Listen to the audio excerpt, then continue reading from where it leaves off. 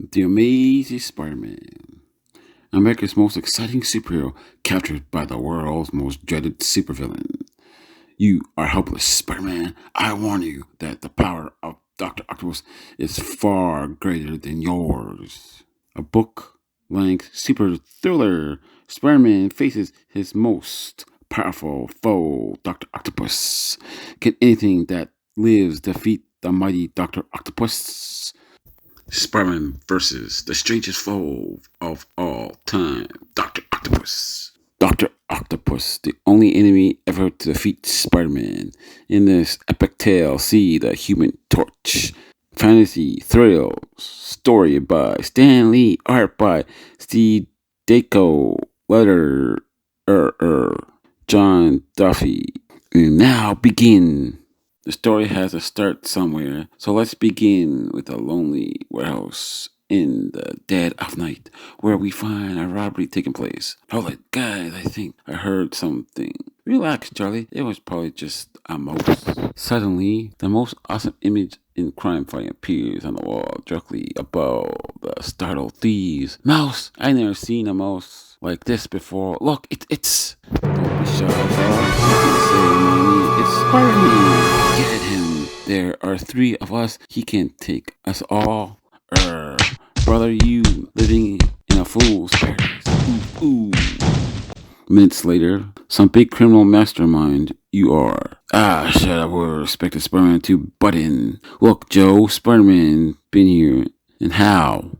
Not far away. It's almost too easy. I've run out of enemies who can give me a real opposition. I'm too powerful for any foe. I almost wish for a opponent who gave me my run for my money. And little does Spider-Man suspect that his frivolous wish is about to come true. For at that moment, on the outskirts of town, U.S. Atomic Research Center, here comes Dr. Octopus. Dr. Octopus, why do they call him that? Watch, and you'll see in a minute. See, it's that especially designed contraption he wears, which enables him to perform his experiments behind the lead walls and which shields him from radiation. He creates that get up himself, and he's the only scientist permitted to wear it. He's the most brilliant atomic researcher in the country today. Yes, such a man is Otto Octavius, better known to his workers as Dr. Octopus.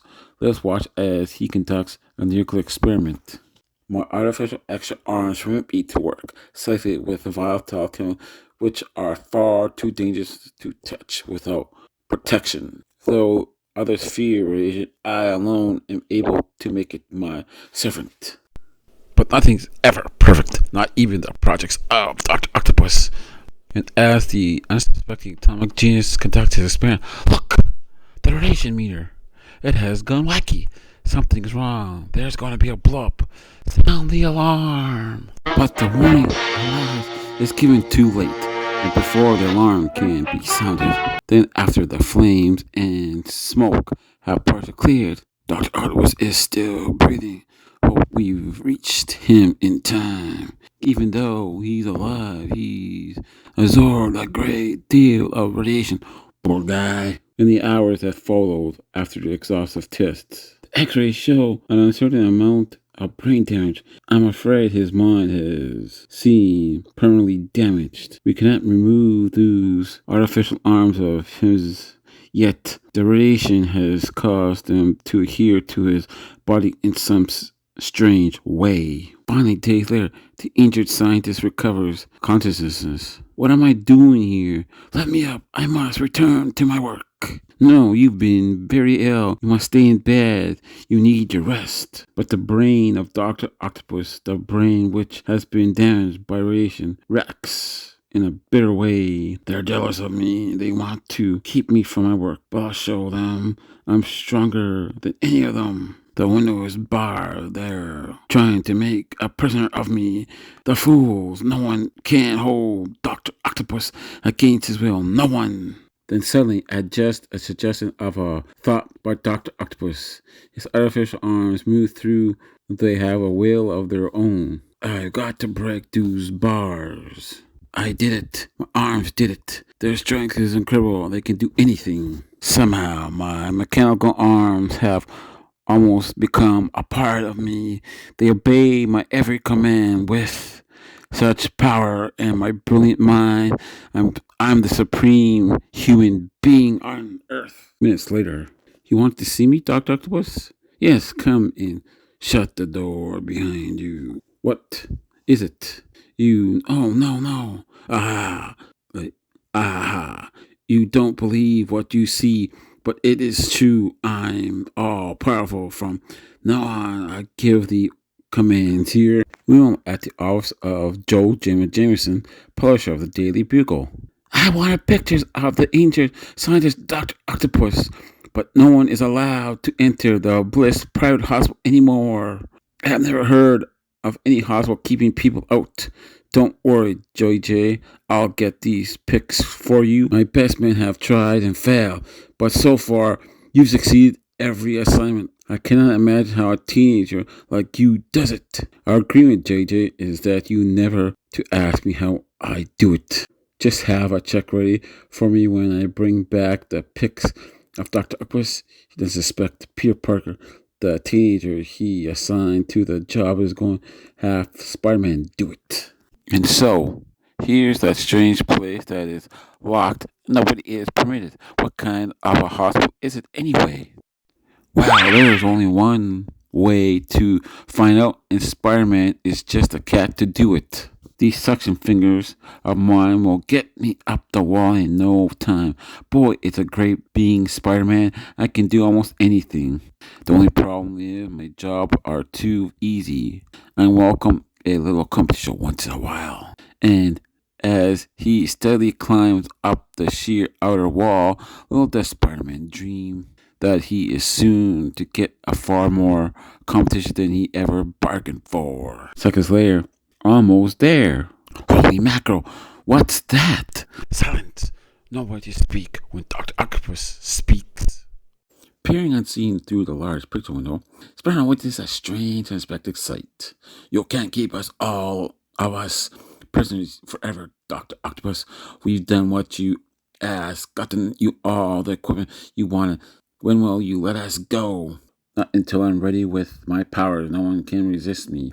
You remain to serve me until I no longer need you and not before. Well, well. So the good doc is flipped his lid, yeah. Well, this is just what I've been hoping for, a little action. But this is mad. You have no right. Right? You dare speak to me of right? I have the right to do anything as long as I have the power. And if you doubt my powers, here is a small sample. No, don't. Let me down. Looks like it's time for Spider-Man to join the party before he really hurts that fella. Hold it, Doc. How about picking on someone who can fight you back? Spider-Man? Well, I sure ain't Albert Schweitzer. You dare speak flippantly to me?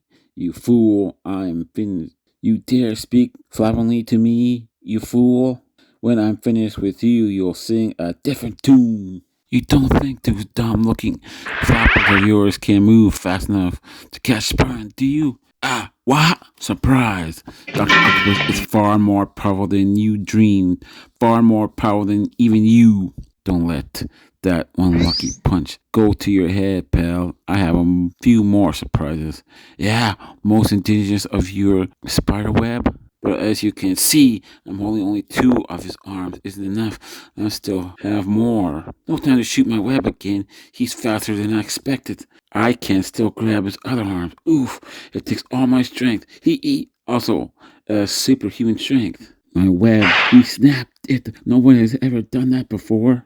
And now, Spider-Man, I grow bored with this game. My time is too valuable. Now watch me trap a spider in a web of my own. A web of my own. A web made of my newfound arms. Your strength is merely that of a spider, but mine is the energy of an atom, born of a nuclear accident. I'm helpless. Fight all lose arms at once. Don't know what to do next. He's just toying with me. You dare to mock me before? Why aren't you mocking me now? Where are the brave words and taunts now, Spider-Man? Or do you realize you finally met your master. And now you can leave the way you entered. You're no threat to me. Weak, groggy, just barely conscious. Spider-Man has his fall by a tree as he finally slumps to the ground in defeat. He beat me. I have never had a chance. I don't even give him a good fight. He could have finished me off anytime he wanted to.